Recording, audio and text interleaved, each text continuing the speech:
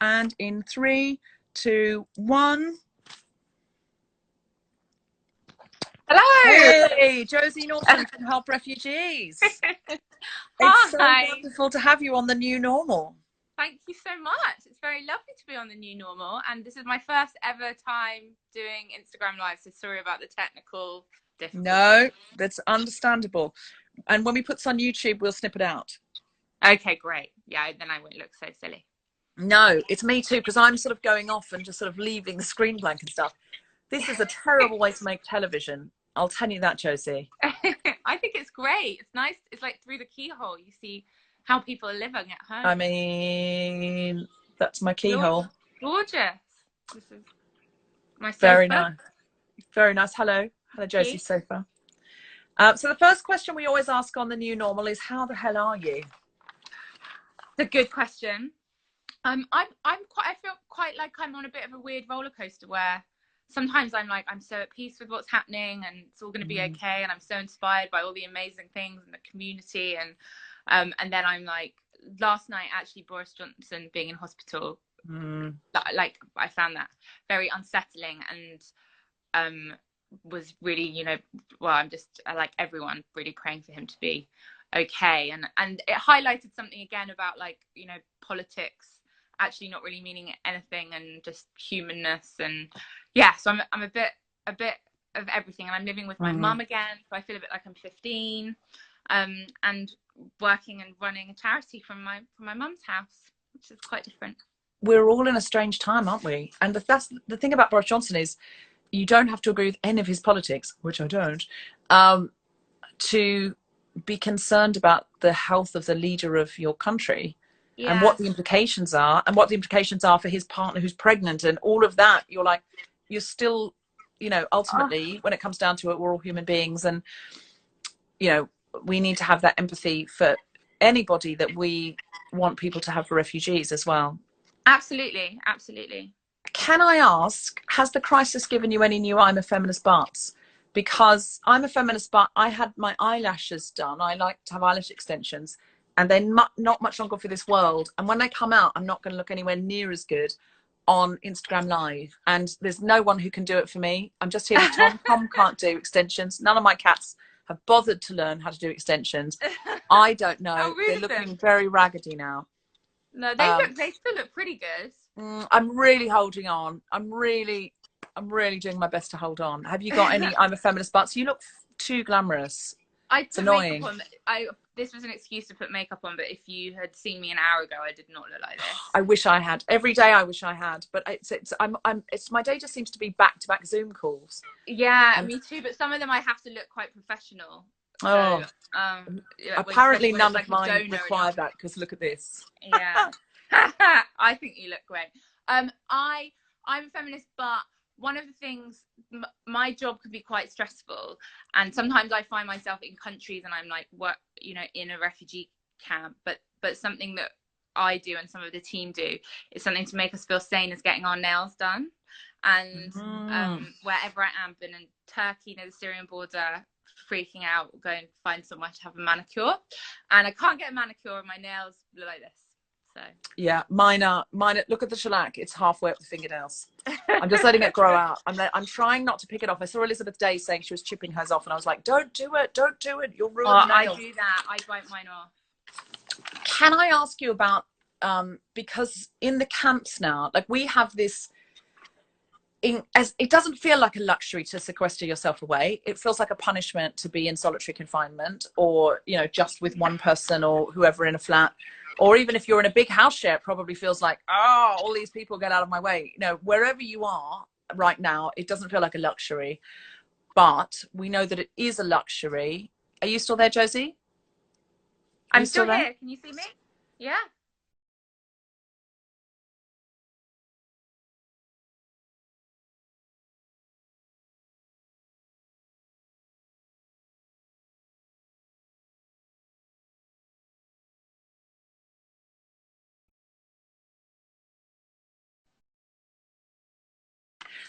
Is that better? You're cutting in. You're going around and around in a circle. Hey, there you are. Can you see me now? Can you see me and hear me? I can see you and hear you. Can you see and hear me? Hello. Hello? Oh, I can. Can you Yes, it's see a and little hear bit me? better now. Yes, a little bit Okay. better. So, although it doesn't feel like a luxury to be able to self-isolate or to be able to quarantine yourself away from other people and walk across the road and avoid people, it feels tough. It is, it turns out, a luxury, because if you're living in a refugee camp, you can't do that. What's it Yeah. like in the camps at the moment? How are people finding ways to stay safe from corona and to socially distance?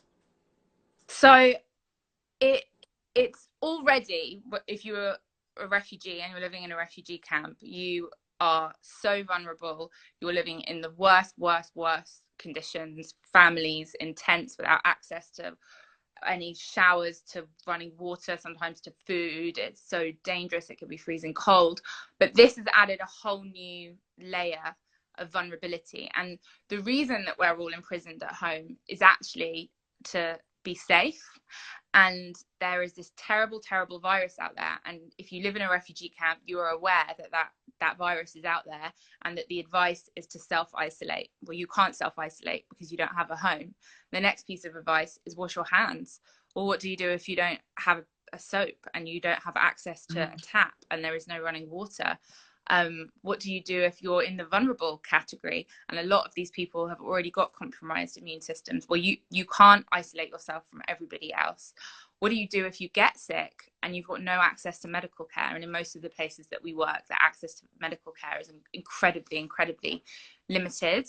And then everyone living in such close proximity together that, like, if one person gets it, then everyone's going to get it. And it's terrifying. In some of the camps we work in, to give you an idea of the overcrowdedness, Lesbos. Can you hear me? Don't know what's Yes, yeah, happening. you're back. To give you an idea of the overcrowdedness, in Moria on Lesbos, there are over 20,000 people, and it's a camp built for 3,000 people, and there's one tap for every 1,300 people. When I was there, I think there were 14,000 people, and that was October last year. So there's 7,000 more people have in 6 months or less. Yeah. It's horrifying. Totally crazy. And then on top of not being able to do any of these recommendations, and what feels really scary if it breaks out, also these are communities who were reliant on organizations for education, for safe spaces for women. Those have all had to close. So what that does to everybody's mental health. And then just things like food distribution, like how does that get done now? All of our partners are having to adapt the way that they do those basic things, because even volunteers are technically locked down. We've got to get the protective personal equipment to all of the partners and the volunteers, and there's shortages all over the world. So there's like a whole kind of it's like never ending, all of the reasons why this is an extra disaster for the displaced community. So what is it that you, as Help Refugees Choose Love, can do to help with your partners in those places, and how can we help you? Well, the guilty feminist community help us so much, and we're always so grateful, and especially in these times, it's just amazing all the support that we get, that we're able to pass on to our partners. So we fund 125 different grassroots organizations all along the migratory route, so mainly from the Middle East and then into Europe, but also on the US-Mexican border. And they do everything from medical care to distribution of food, of clothes, of hygiene items. So we're supporting them. They're all adapting and being incredible. And we're kind of making sure that we're helping them to be getting big orders of soap and hand sanitizer into the camps. Right. Supporting people, the refugees themselves are making masks. And then the refugees themselves are making masks? Yeah. Bloody hell. Out of what? Yeah. So there's been different kind of orders of equipment and getting materials and getting advice from medical actors, and then we've been buying sewing machines. And some of the community centre that you saw in Lesbos, actually the Team Humanity one, they've been making them in there, the women, and there's been a big Choose Love sign on the wall. and that they were being distributed with a soap. So each member of the camp was getting a mask and a soap. But that, I mean, that is not enough to be your protection. No, I mean, if we had a mask and a soap, but we were just like bunched up like this because it was so crowded when I was there. There were some parts of that camp, and you know that, and I even feel bad saying it because the volunteers that are there and the organizations that are there, I always think of Jonathan at Woolshed that does the sanitation and the showers. He was so proud of what they were able to do, and he was constantly trying, and his team would constantly trying to make it better and better and better. Yeah. And really working day and night to fix the sewage problems that happened, to put in more showers. But it was like fighting a losing battle. Like it was, you know, and so I feel bad saying, oh, it's so underfunded and it's so hard and so difficult, because I know how hard the people who are working to make it safe and sanitized are working. But there's nothing any human being can do, even somebody like Jonathan, who's a miracle worker as far as I can make out, and a deeply passionate humanitarian. You can't do anything. 20,000 people in room for 3,000. They're going to be shoulder to shoulder. And there were parts of it that like a shanty town that was like just people under tarpaulin and just too many people. I can't even think what it would be like with 7,000 more people. No. How are they, like, how can we help you how can we really help you to fix it? So we are going to try and make it a bit better. We're trying to prevent an outbreak, and we're trying to prepare for one. And that's a lot of preparing the medical organizations and salaries for doctors. And so if people are able to donate, we've got a Corona special appeal on our Choose Love Instagram and Facebook and Help Refugees website. It's just at. So just to reiterate that, it's because you're cutting out a bit like you're a dialect. So it's choose.love.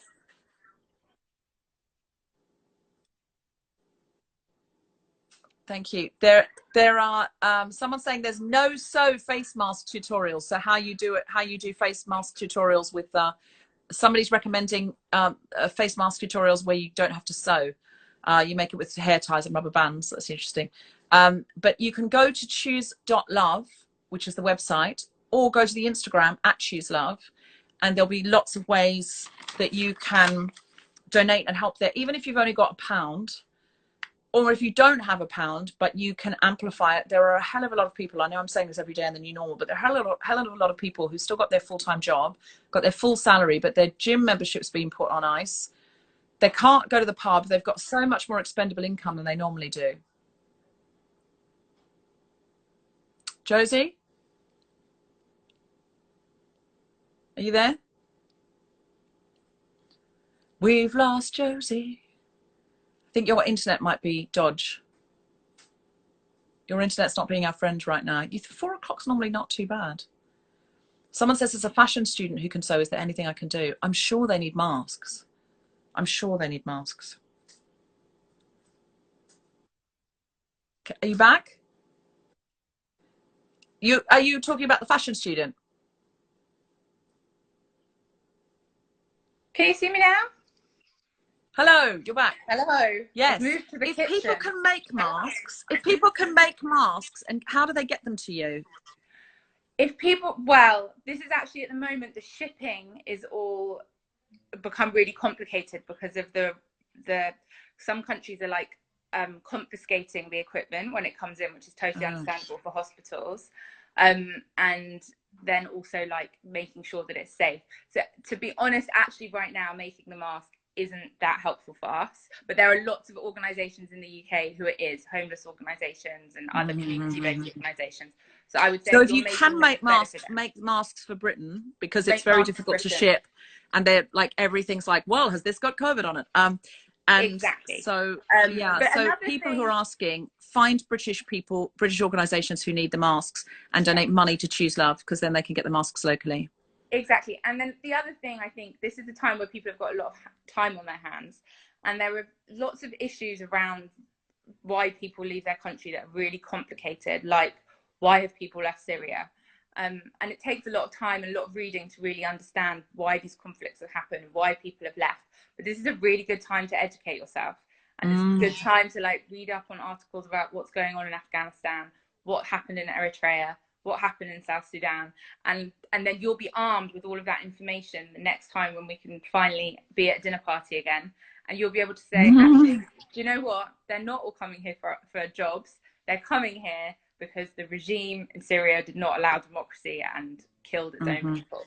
And so, you know, we really do understand that not everyone can donate right now, but you can make masks for organizations in the UK. You can find out about what's going on in the world, and sharing our statuses and our sharing so much, because as I was saying before, I think when I lost you, so many people have got their full expendable income and nowhere to spend it right now. That all they do is work in the house. They've got the money they'd normally spend on going to the cinema, or they'd normally spend on going out to the pub, is just sitting in their bank account. And if you can be the one to direct them, and you can say, hey, I've just read this really interesting article about Syria, and I know that Choose Love are really desperate right now.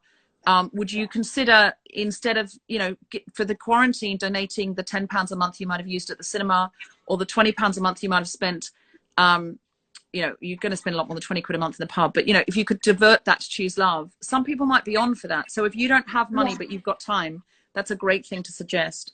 Is there anything, Josie, that you're surprised by in terms of how the world is dealing with this crisis at large, or the way that refugees are being treated within this? Is there any extra humanity? Do you think there's less humanity available for refugees, less compassion available because people worry about themselves? Do you think people are having more understanding now? I think this is a really interesting time, because countries have closed their borders, and everyone, rightly so, is thinking about their own healthcare systems. And we do feel really worried that because countries are going to need to be putting money into their own infrastructure, foreign aid could very easily get cut. So it feels a really worrying time, kind of looking ahead over the next 6 months at how this is going to affect refugees living in refugee camps. But I do think that suddenly the world is realizing how interconnected we all are.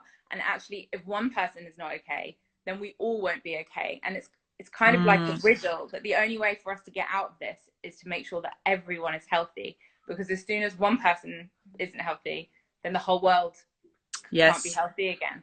And which is why the American healthcare system is such a crock.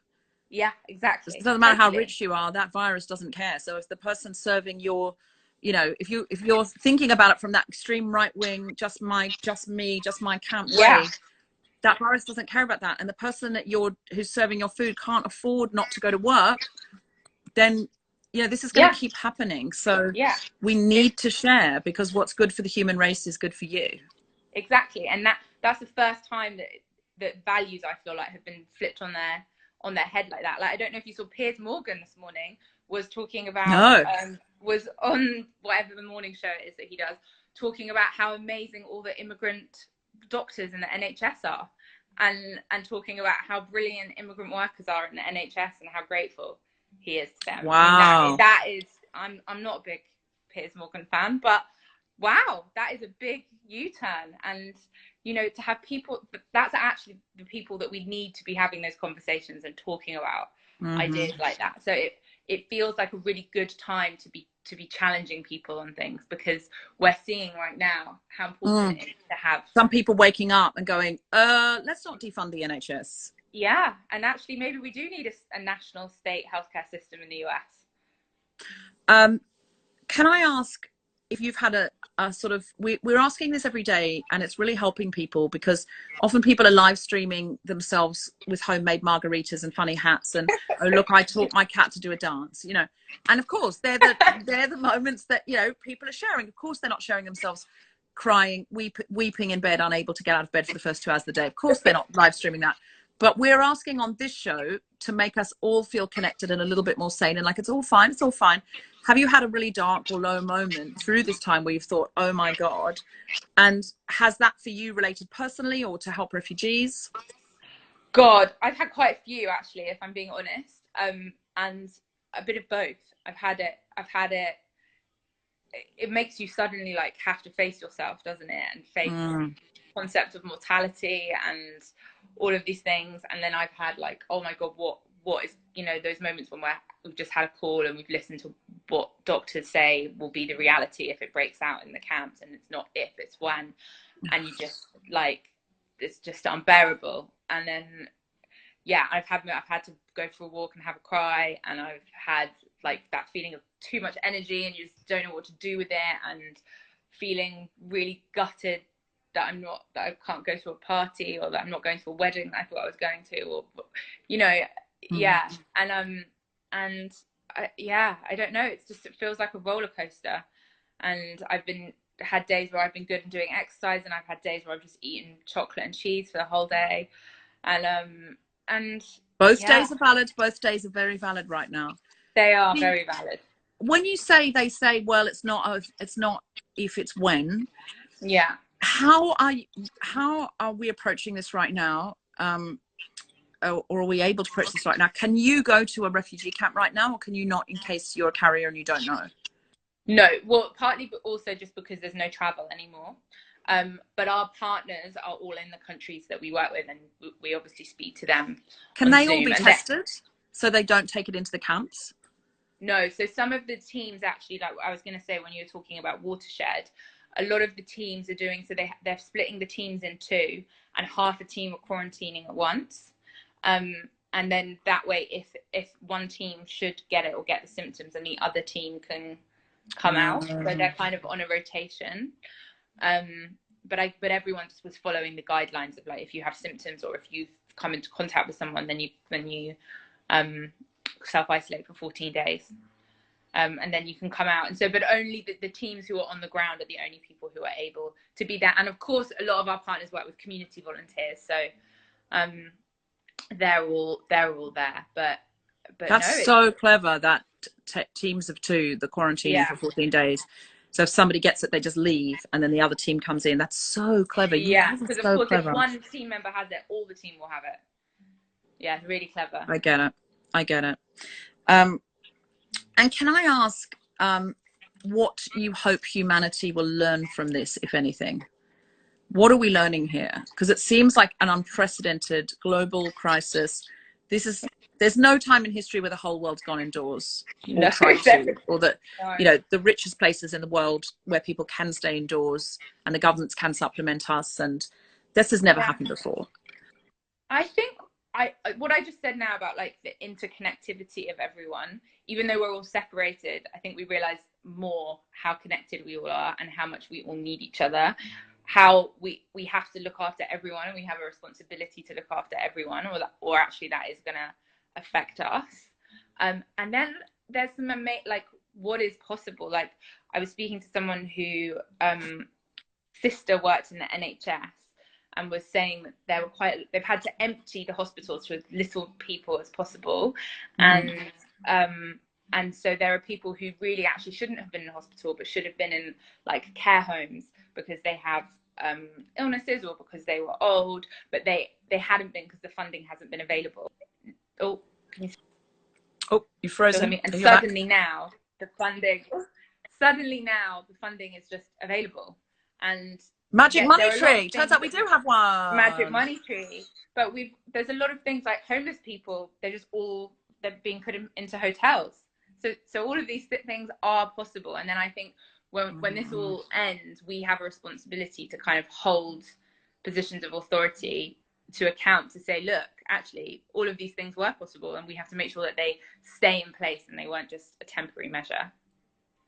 Are you worried about the increasing policing of, we have to stay inside, and that, you know, at the moment governments are having to police that because people aren't doing it of their own accord, but are you worried about, you know, you visit a lot of police states, are you worried about us losing some human rights here because they're saying, well, it wouldn't be safe to assemble, you know, like it wouldn't be safe to have a protest now, another virus could happen? Like, are you worried about some of our rights going, and is there anything we can do to be on guard to make sure that when we get out of quarantine and life starts to go back to one in which we can commune more, that we do make sure we fight for our rights on that sort of thing?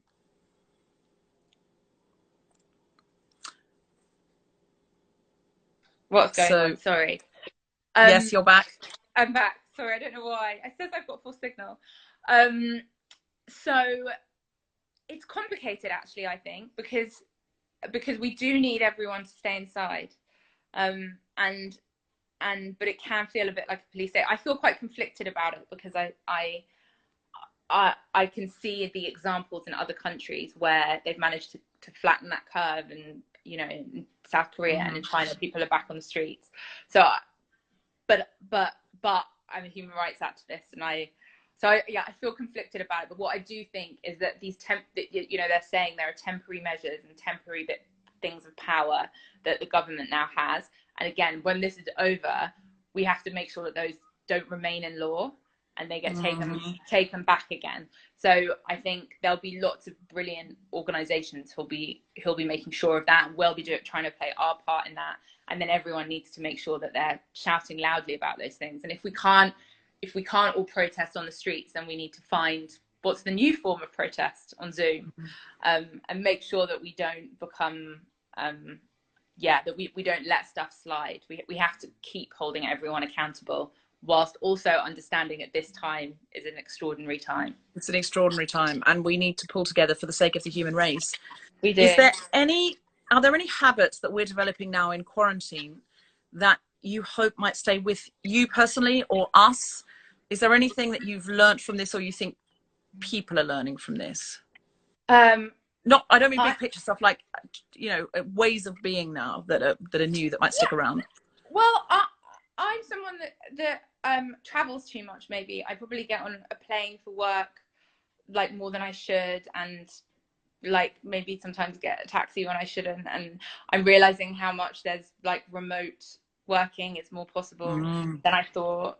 I'm cooking more, which is really good. I'm actually talking more to family and friends than I was before. So that I feel like is really important. I don't know, just the realizing what matters. I feel like we're having to live more simply, but actually there's a lot of nice things in that. And I've been realizing that I waste a lot of money on things that I don't need to waste money on. So, and I'm renting, and so I've decided that I'm gonna start saving up for a deposit. And I think lots of people are doing kind of life skills is good. This weekend I'm gonna learn how to plant things. Yeah, and it's certainly, as a society, you know, it's a time of, you know, for many, death and grieving and financial ruin and terrible things, and I don't want to undermine that at all, but it feels like also as a wider society we are taking stock and we are restoring, and there might be good things to come out of this. We're human beings, we need to look at silver linings, and I think there might be good things to come out of this. What do you hope people will learn about the refugee experience from this? Do you hope people will be more compassionate on the other side of this when they come out? Yeah, I do. Do you know what? In a way, I think people are going to have a lot more empathy with what people are going through. Things like, we do a lot of work on family separation, and, you know, not being people literally because of border rules and what passport they have, not being able to be reunited with their family members. Well, I think people couldn't really understand what that felt like, but now people really know what that feels like. So I think people are going to empathize with that more. People are going to empathize with the concept of society just changing overnight. People are going to empathize more with the idea of, you know, losing loved ones, and how important it is to have access to services like a healthcare system, and having all of the things that you know and that are dear to you. Not all of the things, but a lot of the things taken away. And for refugees, they've had literally all of the things, and they've had to leave their country to find safety. And we've had to not just, because it is hard, but we've had to come inside to our homes. But I do think that there's going to be more empathy and more understanding and more ability for us to storytell to help people to feel that empathy. The uncertainty, the separation from family, and as you said, that just ability. I mean, imagine if the government said now, you know, people are missing their siblings so much, and their parents so much, their best friends so much, and imagine if the government just went, well, half of you are now going to we're over the border in Wales, and we're closing that off for good, and you won't be able to get to see your sister again. We don't know when. Yeah. You'd have to break the law to get over that border. Lots of people would do it. 100%. And then when we're having conversations about, you know, that there are unaccompanied children in France who have a family member here in the UK, I think people, you know, are going to look very differently on that. I think most people who are watching this probably agree with us that those children should be with their family members here, but there are people who don't, and I think hopefully they'll be forced to re-examine those views now. Completely, completely. I think this about if suddenly, I mean, this might sound sensational, but it's just a hypothetical. It's a Black Mirror hypothetical. But if they said the strain of corona in this country has mutated to one that is deadly, and you've got a really good chance, better than even a chance of dying off it, but you can take your chances at crossing the border to the, as long as you've got, you know, tested that you don't have that strain, people would go in droves. They would just go. And they 100%. would really regret voting their rights to live in France or Spain or Italy away. But they would go and they would take their chances. They would take their children and they would take their chances. And I think that, you know, obviously that's a hypothetical. Obviously, if you know, but it's a virus and it knows no borders, like love. But if you got to France with a British accent, even if you'd had the test, you knew you didn't have the virus, you couldn't have brought that strand with you, people would look at you suspiciously because you sound British. And that is exactly the situation for refugees. They've run from something, but have you brought it with you? And we've got few resources here now because we've been through something. So we don't want you here having our resources, buying up our bread and taking up our low-skilled jobs because you can't get the job you had when you were in Britain anymore. That absolutely 100%, that's what people would do. And so I hope that people can relate better now. Yes. And we can, because they've got some experiential empathy, and that we can start telling those stories and saying, remember how you felt in quarantine where you couldn't get out and you couldn't move on with your life. That's how people feel when they're sitting around with no papers, not allowed to work, not allowed to learn. Yeah, they feel like you felt, but imagine that forever. That's such a good analogy. I'm gonna steal that and use that because it's such a good way to frame it in people's minds. It really is, and it's true. If we put ourselves in those shoes, we would do that, and if we put ourselves in a refugee's shoes, we would do the same as what they've done. And actually, something that you just said made me think of another way that people can help. We also launched a campaign today with our amazing partners, Refugee, around the getting overseas doctors to have the certification to be working now during this crisis in the NHS. So much like retired people are getting recertified. And not just refugees, also someone from Australia that's a doctor. But we've got a campaign and people can sign our petition, and it's on our page as well on Choose Love. Great. So go to Choose so that's Love. Another way people can help. Go to choose.love. Donate if you can. Amplify if you can't. If you know someone who's got a big expendable income now and they've got no way to spend that money because all they do is sit in their house, cooking with the ingredients they've already got in their fridge, then get them to divert some funds, create some kind of fun quiz night, which everyone has to pay £5 for, create some kind of fun Zoom karaoke night. Start doing fundraisers for Choose Love, because as crappy as it is to be inside and not be able to see your friends and family, imagine being in a refugee camp with the same circumstances. It would be so much worse. So make your day more purposeful if you're feeling a bit of lack of purpose at the moment. I know there's this drive to be productive, but you don't have to be productive. You can make it fun. Worst case scenario, follow, tweet, amplify. Best case scenario, just look at the money you've got this week and go, how much would I want a little bit of that if I were living in a refugee camp? And decide to choose love. It'll make you feel so good. It really will. And we're so grateful, everyone, for your support already and always. We can only do what we do because it's a movement and because people at home care. That's what powers everything. Wonderful. And finally, Josie, what are you looking forward to most when you're out of quarantine? Getting my nails done. God, I can't wait to look pretty again. I can't wait to go out dressed up and looking pretty with all my makeup on, and just I just can't wait. I'm excited about that. It's so terrible. I'm a feminist, but it's so terrible, but I really like feeling pretty and going out and feeling all, it's not like pretty, it's just like feeling fabulous, Yeah. I'm like, here I am in my gym clothes again. Yeah. I do put on a dress to go for a walk and some lipstick to go for a walk, but it feels a bit pathetic. It feels a bit like no one's going to see it. Yeah. I've done I've done a lot of different, like top dressing, a smarter top, or just choose up shirt, but then pajama trousers. But the smart ironed blouse with the pajama trousers. We know that. Yeah, we know that you're fooling nobody. You're fooling nobody. We know that you've got mascara and you're just below the waist. You're just in your pants. Yeah, I am. Just in my pants and hairy legs because I'm not shaving them anymore. I mean, frankly, who's bothering right now? Oh God, I can't wait till this is. I feel like there might be a little bit of Roaring Twenties behaviour in the months after this. Yeah, I read that too. That I read about that after the Spanish flu. That's why the 20s happened. The Roaring Twenties came after the Spanish flu, my friends. Yeah, and it's the 20s again now. So just prepare yourselves. Yeah. This might be a time to bunker down. To prepare yourself. But we cannot have a Roaring Twenties here and leave people in desperation and isolation elsewhere. So that's why we're so grateful for what you do with Choose Love and allowing us just an easy conduit to help. It's you make it simple for us to connect, for us to be kind, for us to be compassionate, and for us to feel that purpose. And we will never, ever, ever forget that.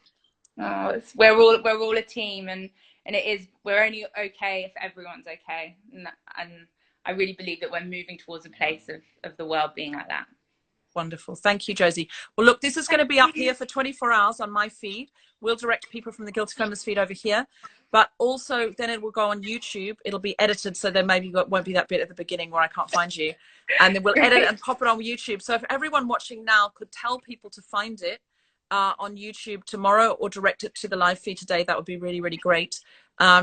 We'd really appreciate your help, your amplification, and your support. We love you, Josie. We love everyone at Choose Love. We love you. Send all of our heart and warmth and solidarity to everyone in the camps and everybody trying to find a better way, a better life, and a way to survive. And we relate so much more than we did with what we're going through now, even if it is relatively a very much easier journey. So we hope that we can turn this story into something that makes the world more compassionate for everybody and not just, frankly, rich Westerners. We love you. Love you so much. Bye. Thank you so much for having us on and for everything. Love you. Bye. Love you. Bye. Bye. See you all at 6 p.m. on the Guilty Feminist feed, where we will be interviewing Catherine Bohart. This week, we're also interviewing Sarah Keyworth, May Martin, and Aisling B. 6 p.m. on the Guilty Feminist feed at 6 p.m. this week, not in that order.